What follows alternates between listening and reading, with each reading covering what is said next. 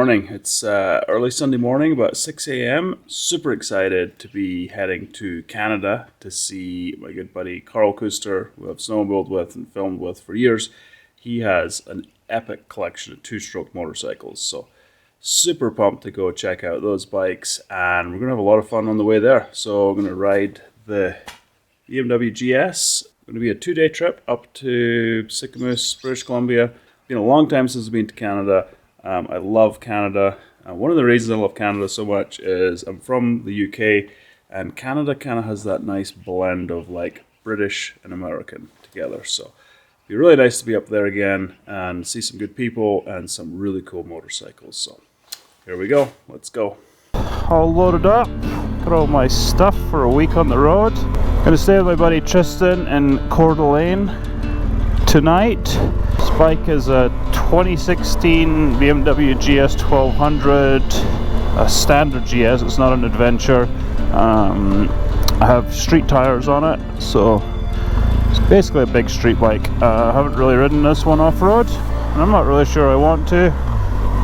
Just put a fresh set of Continental Conti Road Attack tires, I think they're called. So got some fresh tires on, and yeah, should be good for the 25 to 3,000 miles that we're going to put on this week. So we'll try and avoid interstates as much as possible on this trip, but the first little section is kind of inevitable.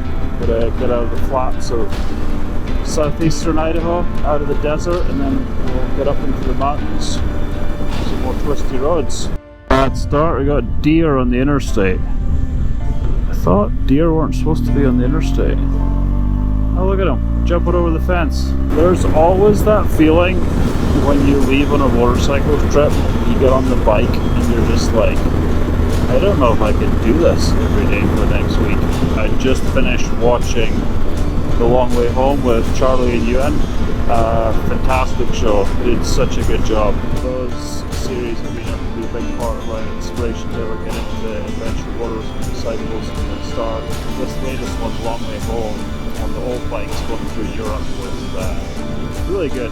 So kudos to those guys, appreciate them putting all the effort in. I can only imagine how many people just randomly watch that, the art motorcycle enthusiasts, and it inspires them to go buy a bike. That's super cool. Man, look at these views. We're headed up towards the center of Idaho, up Lemhi Valley, towards Leadore Salmon. It's just fantastic. Low light, not the most exciting road, but the views definitely make up for it. This pass up over Lost Trail is so fun. Just beautiful sweepers.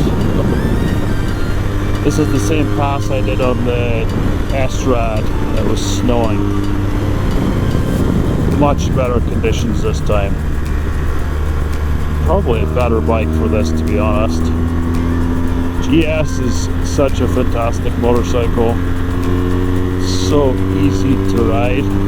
We just crossed over Lost Trail Pass into the great state of Montana. Here on the left is the Dutton Ranch, made famous by Yellowstone. There's the start of Lolo Pass, the famous winding road next 99 mile sign. It's freshly paved. Look at that. Fresh asphalt, fresh lines. This is going to be fun. And Lolo Pass never disappoints. So much fun. Just sweepers after sweepers after sweepers. Just goes on for days. What a great little road this is. Never been on it before. Not 100% sure that it goes to where I'm going. So taking a little bit of risk on this. I think that's one of the things that makes these trips really fun, is when you kind of just take a chance and just turn down a road and you just kind of hope that it takes you where you're going. It really adds to the adventure. Well, one of my little let's see where this goes turns took us off a super fun windy road. And then we got to a point that said pavement ends. So now we're driving on a gravel road with street tires. this would not be a big deal at all with the right tires. Fortunately, don't have the right tires. Pretty awesome if this thing came out to civilization again pretty soon. Starting to see signs of civilization again. It's a good sign, some buildings. Is this a paved road? Is it? Is it? Is it? Nope. Nope.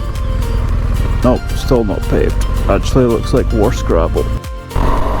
Alright, look at that. Back on asphalt. Thank goodness. Fun little adventure. This is a cracking little road that brings you in on the south end of Lake Coeur d'Alene. Just weaves itself along the east side of Lake Coeur d'Alene, a little town called Harrison. Super fun. So it's day 2 on the bike. Had a big day yesterday, like 20 something miles. So big day, a lot of awesome roads. And then last night I stayed in Coeur d'Alene with buddy Tristan. Yeah, with him and David and a few folks. It was a super nice time. And today we're finishing that final stretch of northern Idaho.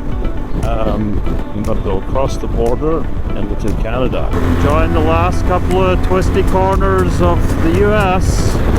Getting really close to crossing the border to Canada. About 10 miles to go. This part of northern Idaho is pretty stunning. It's really cool, the rolling fields up against the big mountains. Kind of in a way reminds me of like Austria or in the Alps. Okay, here we are in the US, and over there, it's Canada. I think we're in like no man's land right here. Just past the US customs, and now this is Canada. Well, that was a super painless border crossing. Guy asked me a few questions. I showed him my passport, and he asked me when I was planning to come home. And then pretty much just waved me in. Great to be back in Canada. This road along the east side of Kootenay Lake in British Columbia is fantastic. It's like a roller coaster.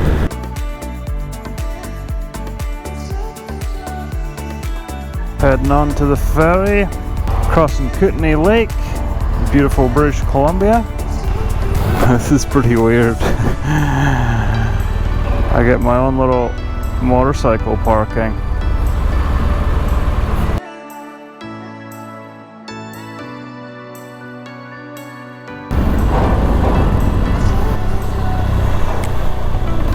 Such a cool experience. Been on a few ferries in my life, but that one is definitely most beautiful.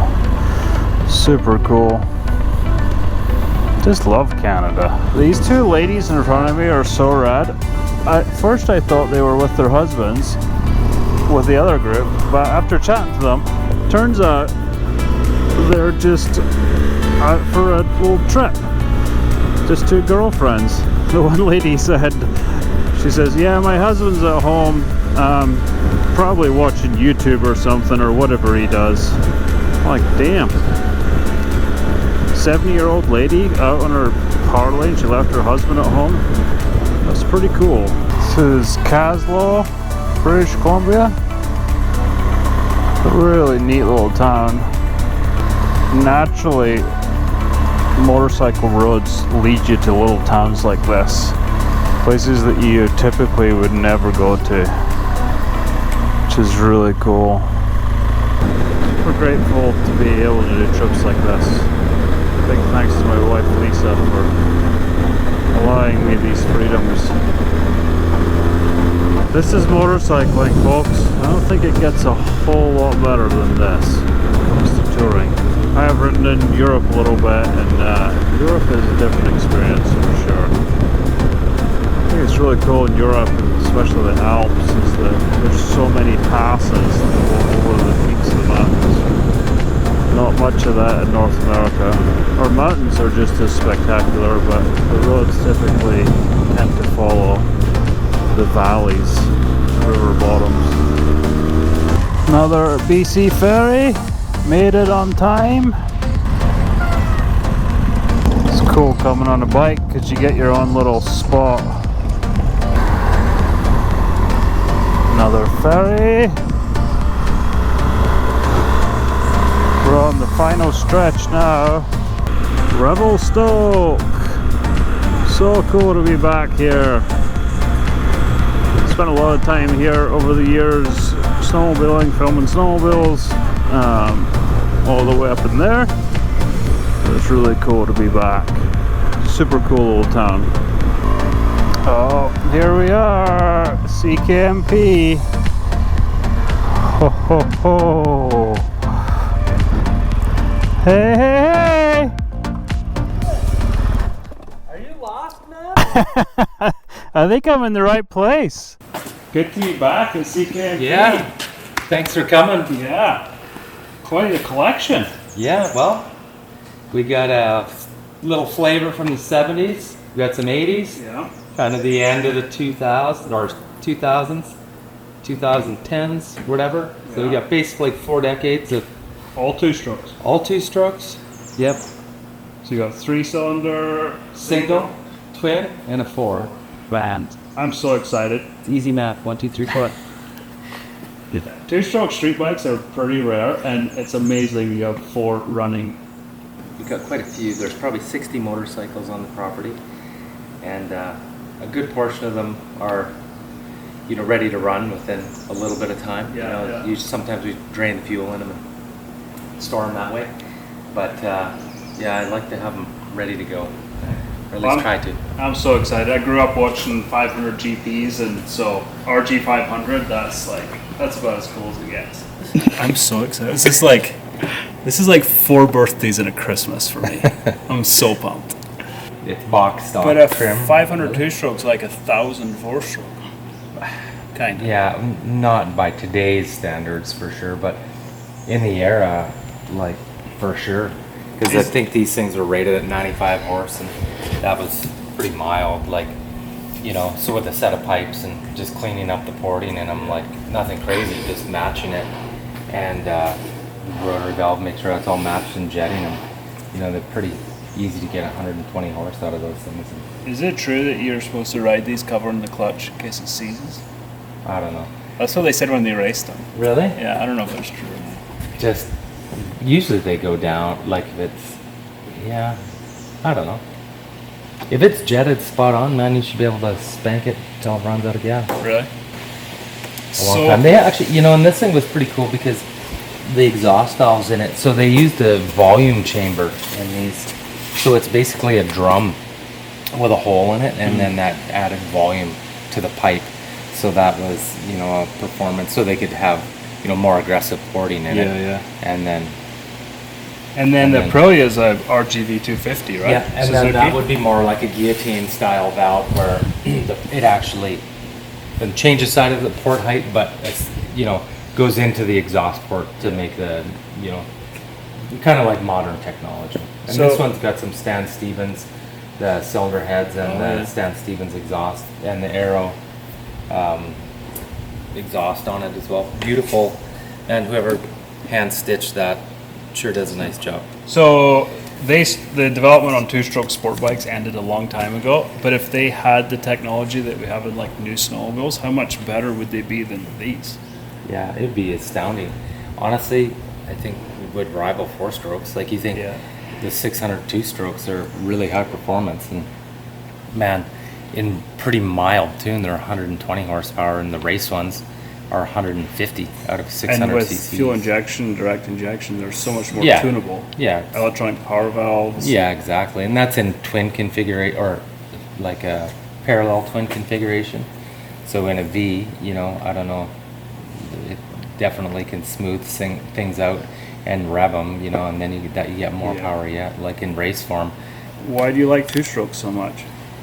The sound, honestly, and it's the characteristics of them, like, you're on a 2-stroke, or performance 2-stroke when it comes on to the power, it, like, it just lights up.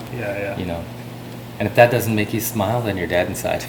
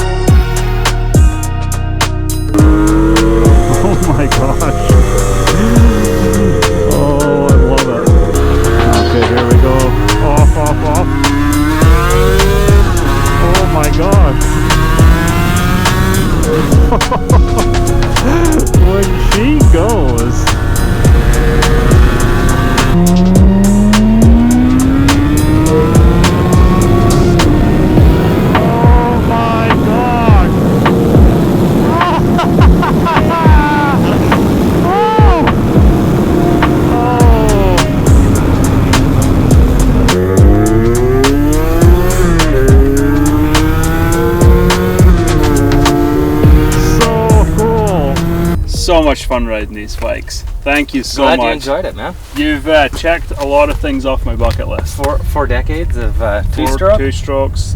I think the biggest surprise was the 125. I didn't think I was going to like it. It's a lot. I wouldn't use the word torquey. Yeah. But it has a little more grunt than you think in the bottom, like, For and sure. it still sings. Yeah. But, and it was super light and nice and easy to ride. Yeah, got wicked brakes, Yeah. and it's really well behaved. It honestly is probably the best behaved out of all of them. Yeah. And it's an electric start, 2-stroke. You know, and you just breathe on the starter, and it's goes. running. The 250, I wanted to love it. It's just violent. I had a VJ22 RGB 250. It was kind of similar. It's like, Yeah, I think this one needs a little bit of love. Like I said, the choke plungers, I think, are probably a little bit problematic. So that's why it's a little sluggish in the bottom and then lights up. Because it really is, you know, it is a sweet bike when it's so beautiful too. But you're right. It's a little bit. You know, these were based on the Cup Challenge bikes, right? That they were like GP bikes, or you know, and they didn't hang out in the idle very often. No, super cool. I think the 500 though. I'm telling you what, if you are watching this and you ever have the chance, I don't care what it's cost you, what you need to do, ride one of these motorcycles. It is like, it's life-changing. Oh, the sound, like even when I'm here and I can hear you guys ripping on the highway, man, you can tell it sounds like nothing else. Like, even if you don't know anything about motors, you can tell. It's still pretty rideable though. Like, it's got power down low, and it's like fairly torquey, and then when it goes, it's like all hell is breaking loose. Like, it's special for sure. And like the chassis is cool. Like, it's like, I don't feel like there's a big like a dance and a little shit. You can feel it twist a little bit, but like this bike, way too much engine for the chassis. Yeah, this is like well suited, pretty well suited. Yeah. No, it was super cool. And the riding position on that thing is actually not bad. Like, you could do long stints on that and not be bad. It's actually pretty similar to GSX-R, an old GSX-R. And what year is this one? 74. I think that is an S3. The sound of this motorcycle is quite special. Yeah. Even if it's not a crazy, it was high performance for the day, but when you hear it go by now, it sounds nice. Like, it sounds magical. Oh, man. For sure. And it's like a nice chassis, and it's amazing to me, like, that this was essentially a super bike in the 70s, and they went from this to this. Like, I can't... It's shocking. This is like leap years. This is some for sure. Yeah. And this is refinements, you know? That's why one of the reasons I wanted to do this channel and talk about these bikes is that, like, bikes in this era are so interesting because they change literally every year. Yeah. And since, like, I don't know, 2010, superbikes really haven't changed much. I mean, they get better. Refinements. And their electronics are an advancement, but like, this is monumental. Like, the difference. That is a definition analog. For sure. And just the maybe rudimentary, position, then analog. Like how the tank like holds you in on the newer bikes, and this is just like one big flat plane. This is you're in the bike almost, and that when you're on it. No, it was really cool. This has been such a special day for me because, like, it's cool to ride a 2-stroke sport bike, but to ride like 4 of them from different generations and different CCs is like, it's very cool. Because riding one at a time, sure, it's great, but like to ride them back to back. Ride back to back. So yeah, it was awesome. Thank you so much. I really appreciate it. No problem, man. Yep. Super cool. When we get the other ones dug out of the sea can, I'll call you and you can come back and ride the rest. Yeah. So fun. The biggest problem is I don't know how I'm going to tell my wife that I might buy one of these because they're not that cheap. Like, they're the price of my first house. My first house was in the country, but still. In the 70s. Yeah. This has been amazing, like, so cool. These motorcycles are so special, they're so rare, and to come up here to beautiful British Columbia to be with Carl and Shelly and the whole crew has been fantastic. So I hope my enthusiasm for this comes through in the video, because this is a very special thing, and I can't thank the crew at CKMP enough. And yeah, thanks for watching. If you have any comments, questions, we'll try to answer them. And yeah, thanks for following along.